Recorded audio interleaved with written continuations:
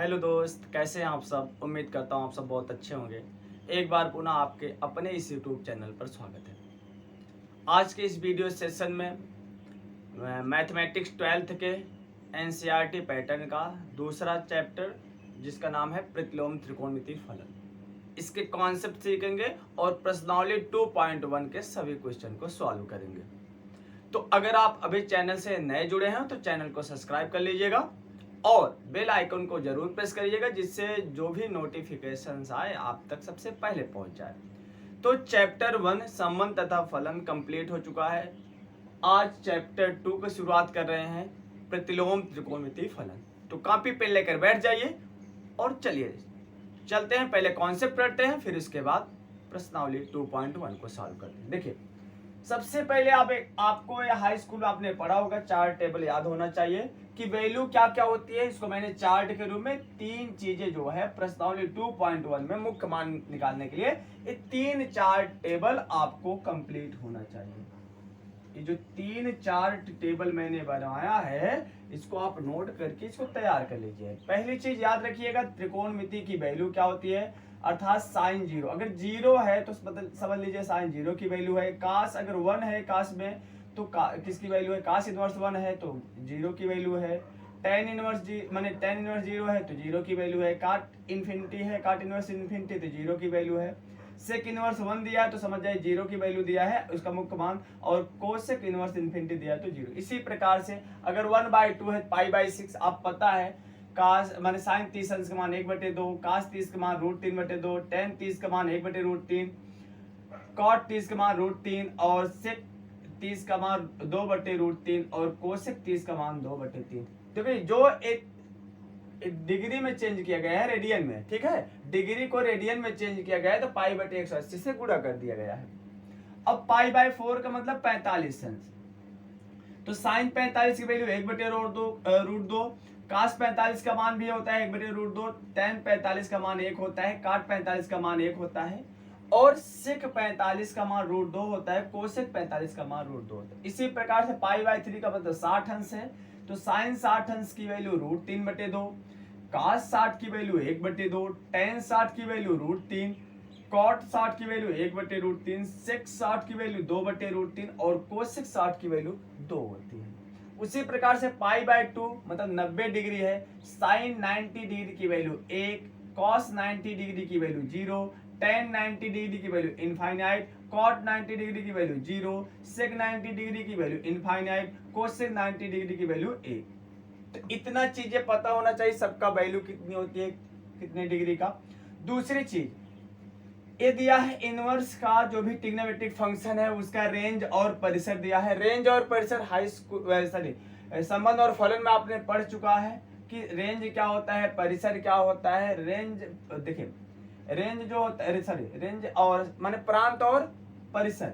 ये प्रांत है, क्या है, परिसर है। प्रांत का मतलब क्या होता है कि ए की वैल्यू जिसका मुख्य मान होता है, और परिसर का मतलब होता है एक के वे मान जिसका रिलेशंस बी में होता है। जैसे आपने पढ़ा है दो समुच्चय ए और बी है, तो समुच्चय ए के जितने भी अवयव होते हैं प्रांत होते हैं, और समुच्चय बी के वे अवयव जो ए से संबंध रखते हैं क्या होते हैं, परिसर होते हैं। इतनी बातें समझ में आई। तो ये सब वैल्यू दिया है। साइन इनवर्स की जो रेंज होती है -पाई/2 से पाई/2, इसका यही मुख्य मान है। क्या है, मुख्य मान। इसके अलावा भी इसके मान होते हैं, लेकिन मुख्य मान की बात की जाए तो यही होता है। कॉस इनवर्स का 0 से पाई होता है, कोसेक इनवर्स का -पाई/2 से पाई/2 होता है, सेक इनवर्स का 0 से पाई होता है, टेन इनवर्स का -पाई/2 से पाई/2 होता है, और कॉट इनवर्स का 0 से पाई होता है। और एक चीज और याद रखना, इसमें अगर ऋणात्मक दिया है, ट्रिग्नोमेट्रिक फंक्शन ऋणात्मक दिया है, इनवर्स ट्रिग्नोमेट्रिक फंक्शन, तो क्या होता है, तो आप याद रखो, पढ़े हो, साइन -थीटा बराबर होता है माइनस साइन थीटा। उसी प्रकार से साइन इनवर्स -x बराबर माइनस साइन इनवर्स x होता है। कॉस इनवर्स अगर ऋणात्मक में है तो pi minus cos inverse x हो जाएगा। टेन इनवर्स अगर ऋणात्मक में है तो माइनस टेन इनवर्स x हो जाएगा। कॉट इनवर्स अगर ऋणात्मक में है तो pi minus cot inverse x हो जाएगा। सेक इनवर्स अगर ऋणात्मक में है तो pi minus sec inverse x हो जाएगा, और कोसेक इनवर्स ऋणात्मक में है तो माइनस कोसेक इनवर्स x हो जाएगा। तो अगर हमें ये चार्ट टेबल तीनों पता है तो हम मुख्य मान को बहुत ही इजीली से, बहुत ही आसानी से कर सकते हैं। चलिए देखिए, पहले चलते हैं, निम्नलिखित के मुख्य मान ही ज्ञात करना है। अब क्या है, साइन इनवर्स माइनस 1/2। तो देखो साइन इनवर्स ऋणात्मक है, तो आप पता है साइन इनवर्स माइनस एक्स क्या होता है, माइनस साइन इनवर्स एक्स।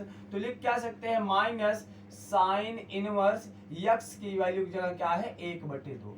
अब आपको चार टेबल में यहाँ देखो पता होना चाहिए 1/2 किसकी वैल्यू होती है, साइन की, तो 30 अंश का।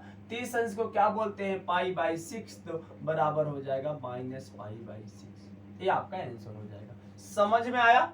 तो क्या होता है, साइन इनवर्स -1/2, तो साइन इनवर्स -x के रूप में है, तो साइन इनवर्स -x होता है माइनस साइन इनवर्स x। मैंने रख दिया माइनस साइन इनवर्स 1/2, और फिर 1/2 किसकी वैल्यू होती है, साइन 30 अंश की, और 30 अंश को बोलते हैं पाई/6, तो -पाई/6। इतनी बातें समझ में आई दोस्त। चलिए गुड, आगे देखिए।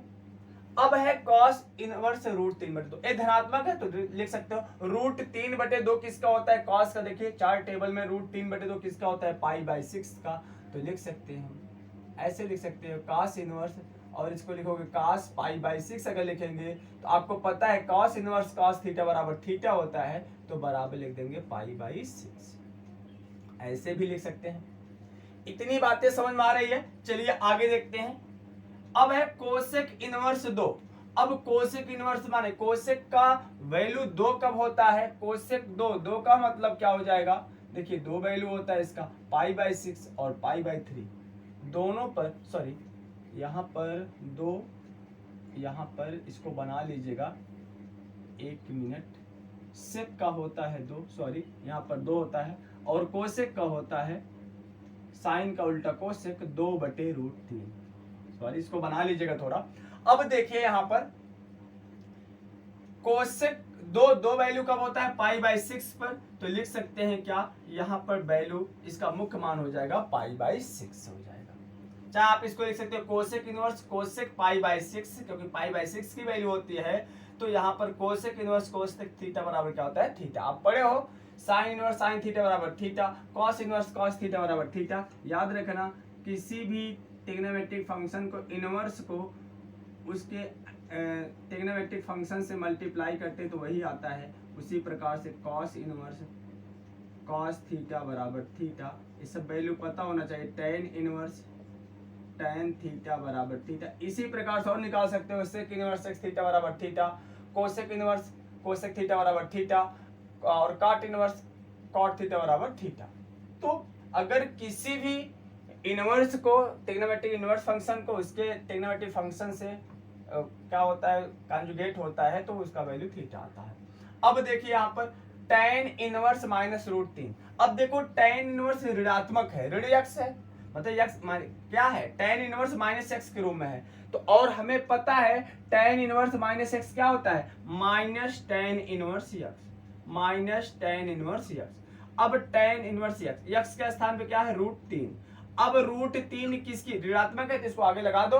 √3 किसकी वैल्यू होती है, tan की, तो 60 अंश का, तो 60 अंश को बोलते हैं पाई/3। मुख्य मान समझ में आ रहा है। चलिए आगे देखिए। अगला क्वेश्चन है cos इनवर्स -1/2। अब देखो cos इनवर्स -x के रूप में है, तो cos इनवर्स -x बराबर क्या होता है, pi minus cos inverse x। तो लिख देंगे क्या, pi minus cos inverse x का स्थान पर है 1/2। अब हो जाएगा कितना, pi minus cos inverse 1/2। 1/2 cos किसकी वैल्यू होती है, 1/2, तो पाई/3 की, तो पाई माइनस पाई/3 हो जाएगा। 3 1 कम 3, 3 में से 1 गए 2, तो 2 पाई/3, 2 पाई/3 हो गया। इतनी बातें समझ में आई। चलिए आगे देखिए। tan इनवर्स -1 है, तो tan इनवर्स -x क्या होता है, -tan इनवर्स x, तो -tan इनवर्स 1 हो जाएगा। और 1 tan की किसकी वैल्यू होती है, पाई/4 की, तो हो जाएगा -पाई/4। तो उम्मीद करता हूं अच्छा लग रहा हो, समझ में आ रहा होगा। तो अगर अच्छा लग रहा हो तो लाइक कर दीजिएगा और एक प्यारा सा कमेंट अवश्य कर दीजिएगा। इसको नोट डाउन करिए, फिर आगे बढ़ते हैं। चलिए आगे देखिए। तो 7वां क्वेश्चन मुख्य मान ही ज्ञात करना है। तो अब देखिए सेक इनवर्स 2/√3 है। अब सेक का वैल्यू 2/√3 कब होता है, पाई/6 होता है। तो यहाँ पर मुख्य मान हो जाएगा पाई/6।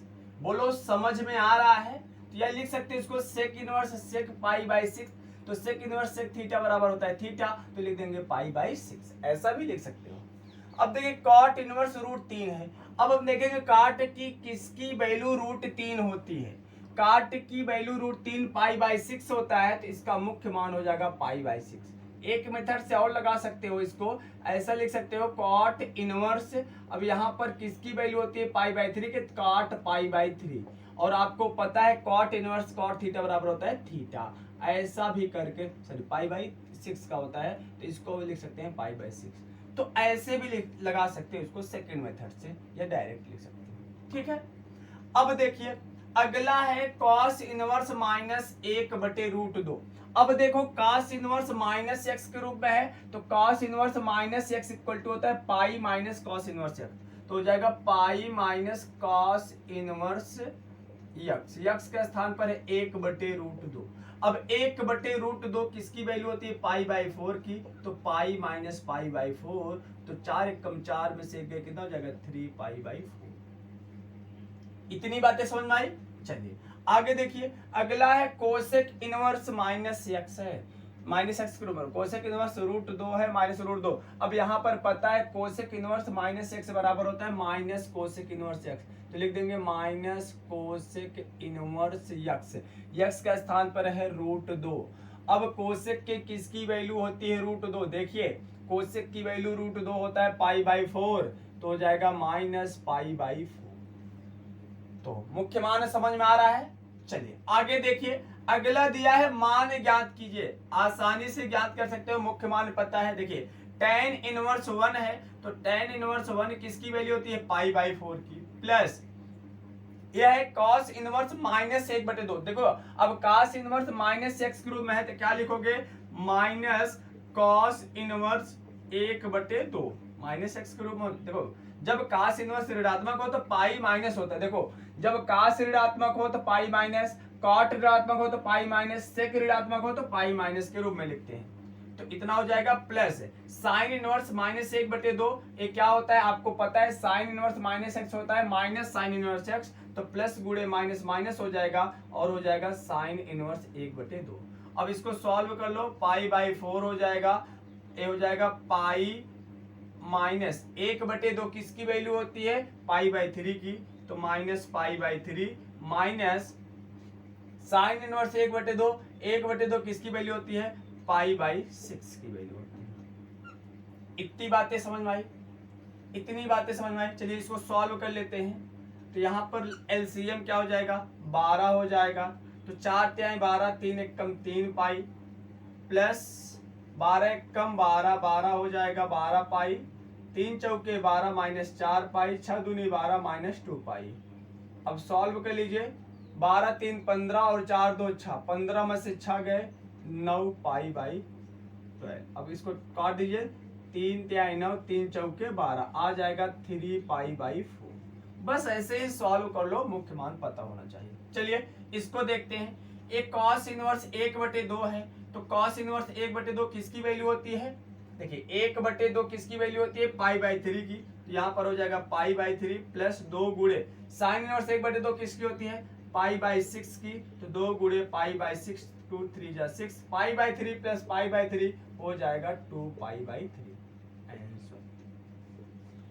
समझ में आ रहा है दोस्त? तो नोट करिए इसको, फिर आगे बढ़ते हैं। चलिए दोस्त आगे देखिए, अगला क्वेश्चन है साइन इनवर्स x बराबर वाई। अब y कब होगा, अब थीटा की वैल्यू साइन इनवर्स की जो वैल्यू बिलोंग्स करती है किसके किसके रेंज के बीच, माइनस पाई बाई 2 से पाई बाई 2। ये बड़ा कोष्ठक है, इसका मतलब pi by 2 minus pi by 2 और पाई बाई 2 को ले करके इसके बीच की भी वैल्यू होगी, तो क्या हो जाएगा y की वैल्यू माइनस पाई बाई 2 से बड़ा या उसके बराबर तथा पाई बाई 2 से छोटा व उसके बराबर होगा। तो ऑप्शन नंबर बी सही है। देखिए यहाँ पर दोनों है, माइनस पाई बाई 2 ये भी है माइनस पाई, लेकिन यहाँ पर क्या है लेस देन इक्वल टू नहीं लगा है। तो कहने का मतलब जब बड़ा कोष्ठक लगा, आप पता है बड़े कोष्ठक का मतलब वो भी जो दोनों वैल्यू दिया है उसको वैल्यू भी लेते हैं और बीच की वैल्यू लेते हैं। छोटा कोष्ठक का मतलब क्या होता है उस वैल्यू को छोड़ देते हैं, केवल बीच की वैल्यू लेते हैं। तो यहाँ पर इक्वल टू वाला साइन लगेगा। अब अगला है 14वां क्वेश्चन, इसको सॉल्व करके देखते हैं, तब मुख्य मान देखिए क्या आता है। tan इनवर्स √3 है तो √3 किसकी वैल्यू होती है, π/3 की, π/3 हो जाएगा minus sec inverse minus x है। देखिए जब सेक इनवर्स माइनस एक्स होता है तो होता है क्या, पाई माइनस यक्स, यक्स मतलब सेक इनवर्स 2। अब इसी को सॉल्व करते हैं तो π/3 माइनस अंदर सॉल्व करिए पाई और सेक इनवर्स रूट माने सेक इनवर्स 2 किसकी वैल्यू होती है, सेक की, π/3 की, तो पाई माइनस π/3। अब इसको सॉल्व कर देंगे तो π/3 माइनस 3 एक कम 3, 3 में से एक गए 2π/3। अब इसको सॉल्व करिए π/3 माइनस 2π/3 सॉल्व करेंगे तो पाई माइनस 2π/3 तो यहां से आ जाएगा माइनस π/3। तो option number B is right. समझ में आया तो नोट करिए। तो वीडियो कैसा लगा, अगर वीडियो अच्छा लगा हो दोस्त तो वीडियो को लाइक कर दीजिएगा और ज्यादा से ज्यादा शेयर करिए जिससे ये वीडियो सभी तक पहुंच जाए और इसका सभी लाभ उठा लें। तो खास करके प्रश्नावली 2.1 जो कि समाप्त हो चुका है, इसमें अगर यही 3 चार्ट आपको तैयार है तो मुख्य मान आसानी से निकाल सकते हो। और खास करके ए वैल्यू जरूर पता होना चाहिए। साइन इनवर्स अगर ऋणात्मक है तो क्या होता है, कॉस इनवर्स ऋणात्मक है तो किस प्रकार से लिखेंगे। बाकी ए चार्ट और ए चार्ट भी क्या है, महत्वपूर्ण है। तो फिर मिलते हैं एक और ऐसे ही मजेदार वीडियो के साथ। खूब पढ़िए, मन से पढ़िए। अगर कोई डाउट आए तो कमेंट करके जरूर बताइएगा और ऐसे ही प्यार और सपोर्ट बनाए रखिएगा दोस्त। फिर मिलते हैं एक और ऐसे ही बेहतर वीडियो के साथ।